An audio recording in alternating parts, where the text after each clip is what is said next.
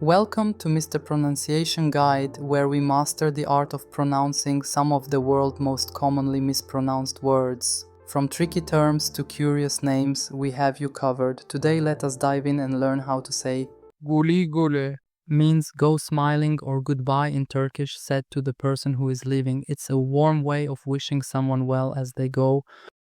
güle güle güle güle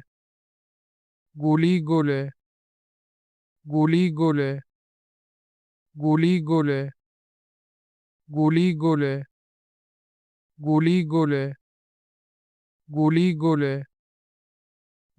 güle güle güle güle.